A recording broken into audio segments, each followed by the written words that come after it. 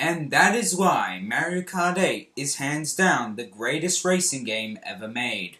So much so that I feel like playing it again. Universal Interactive presents a turbocharged extravaganza by Vicarious Visions. Brace yourself for Crash Nitro Kart! And Crash Nitro Kart had a very uphill battle to live up with the legendary standard of its predecessor, but I still thought it was pretty good, even if the controls were not as tight as before. I beat that game on my cousin's Xbox many times, but I never owned C&K on console myself. However, I do have the Game Boy Advance port of this game, and after doing some research, the GBA version is apparently the best version of this game, which I found kinda strange. So let's look through this game to see why it's the best way to play Nitro Kart.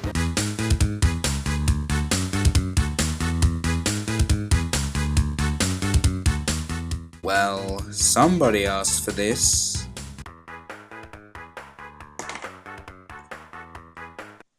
Hello, this is the CEO of Vicarious Visions. How can we help you? Make a Crash Dance game right now. I want to see Crash.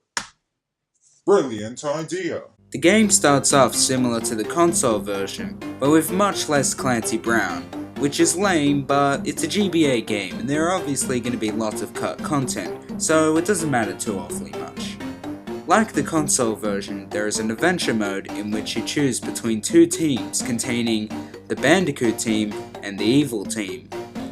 If you played the original Nitro Kart, the story should be familiar to you, but basically, an evil emperor named Velo threatens to destroy Earth if Crash and Cortex don't race in his galaxy circus. But first, they need 4 keys which they get from beating bosses in a race, each in their respective hub worlds, that being Terra, Baron, Phenomena, and Tenaki. Sound familiar? It's CTR all over again. FMV cutscenes wouldn't work on a puny Game Boy Advance, so instead there's pictures with text below them, while some compressed music plays in the background. The plot of this game isn't bad, but rather it's too similar to CTR's story. And now we can finally play. You know what? These graphics ain't too bad. In fact, they look really good. Hell, I even make the argument that this looks better than Mario Kart Super Circuit, as the pixels don't mess with your eyes.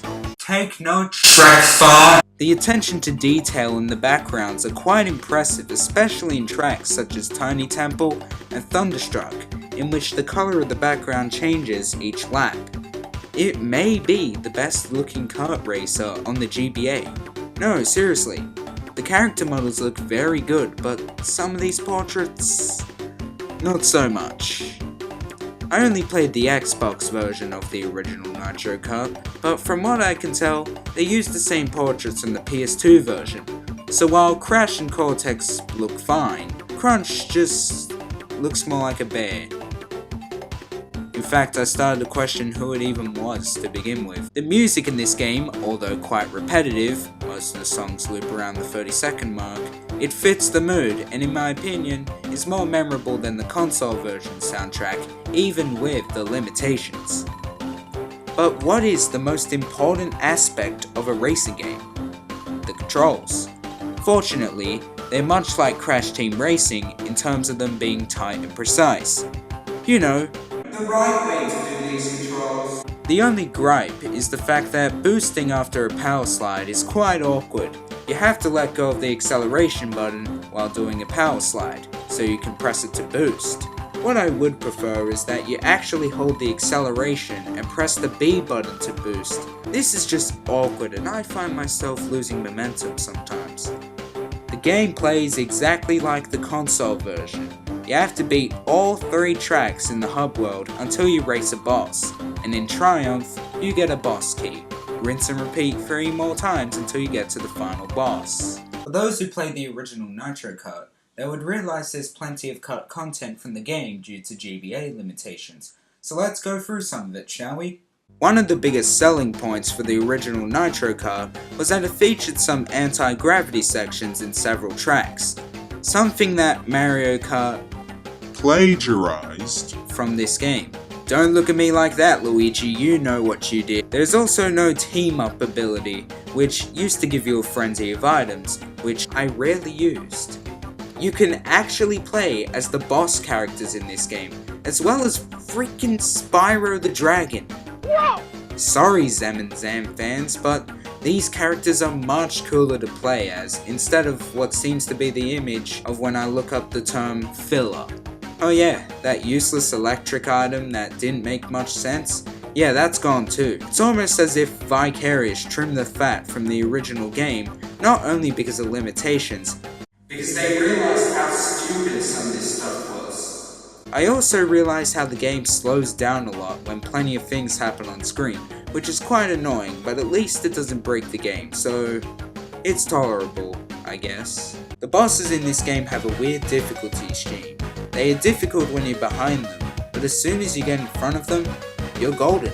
But it's not long before they catch up, because each boss is faster than you by default. I'll briefly take a look at each boss, as each one at least deserves a mention. Crunk.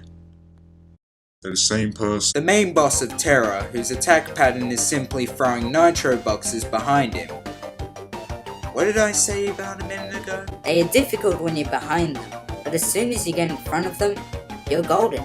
Yeah, that's what makes this so easy. Nash. A hyperactive shark of Baron, which picture looks like a mess of pixels. Much like Papu Papu. Crunk. Nash also throws TNT in front of him and behind him, and also throws a fan item, which freezes your car when touching it. Also, I didn't mention that each boss races on a track that you raced on before, which probably was the main reason why these bosses feel so much easier. Nom. Some weird mime from Phenomena and his pathetic sidekick both throw TNT crates in front of him and behind them, as well as occasionally throwing a bomb. While you and Norm are having an intense race, Big Norm is just getting hit by all the TNT Norm throws behind him. Pathetic. Geary. The Teniki robot who loves cleaning things is the last boss before you race yours truly. Finally, a boss with a different attack. Instead of throwing TNT crates at you for the 4th time, Geary decides to throw bombs, which isn't different because, you know, Norm threw bombs, but at least it's a change and it's nice to see that. After beating all 4 bosses, you get to race Velo. This boss is brutal. It's so hard because not only does he have access to pretty much all the items, but he's also extremely fast. When there's a large gap between you and him, don't be surprised if a bomb just hits you. You can power slide all you want, but he's still faster than you regardless. I didn't mention that the music is the exact same for each boss, which is good because at least the music gives it more flair. But the fact that the final boss has the same song as the others really doesn't make it stand out too awfully well. After many tries, you finally beat him, and you get to unlock him and his track. Depending on which team you choose, you get a different ending in which Bandicoot team gets quite an anticlimactic ending, where Velo tells him to go home and what do you know? You thought that was it, eh? There's actually so much more to do in this game, and it gives it a ton of replayability. So now, I'm going to beat this game again, and this time I'll play as the evil team and get 101% just to prove that the number 100 means nothing. After you beat a boss of each hub world, you're welcomed with extra races you can do, those being C and K tokens, which require you to collect C and K letters all over the track. And there are some letters that require knowledge of the track to find them, like an assembly lane for example. Doing this and coming first place grants you with either a red, green or blue C&K token, which is used later on. There are also purple C&K tokens, which are rewarded when you complete the crystal challenges, which are quite easy in all honesty, even when adding TNTs and nitro carriers.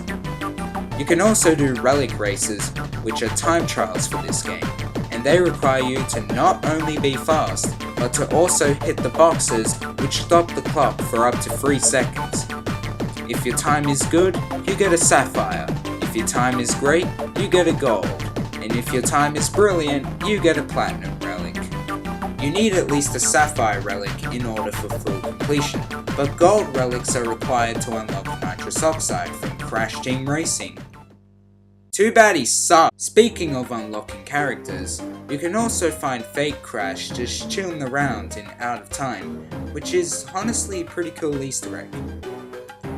After collecting all the C&K tokens, you get to participate in the Gem Cups, which are similar to the cups in Mario Kart.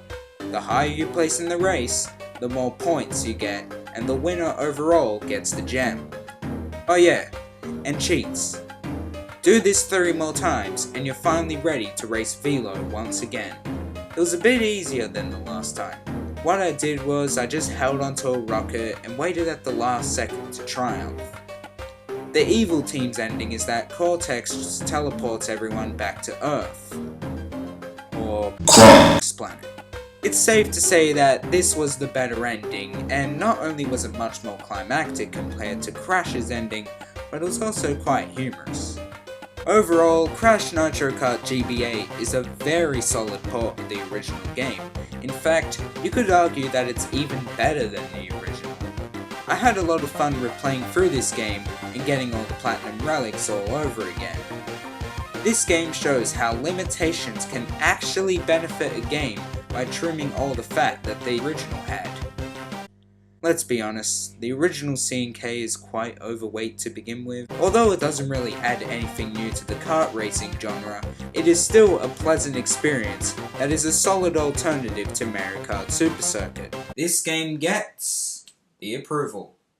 Now, we all know this is a good game, so I'll go and ask what the general public thinks about it, starting with someone I know, and if they don't like it, I'll make him. Oh, we're not doing that crap again. Just move on. Move on, I tell you! What's up? Do you think that Crash Nitro Kart for the Game Boy Advance is a good game? Nah, bird's trash. Listen, I want to tell you something, okay? I want to tell you something. Everybody living now. Everybody. Well, that didn't go very well.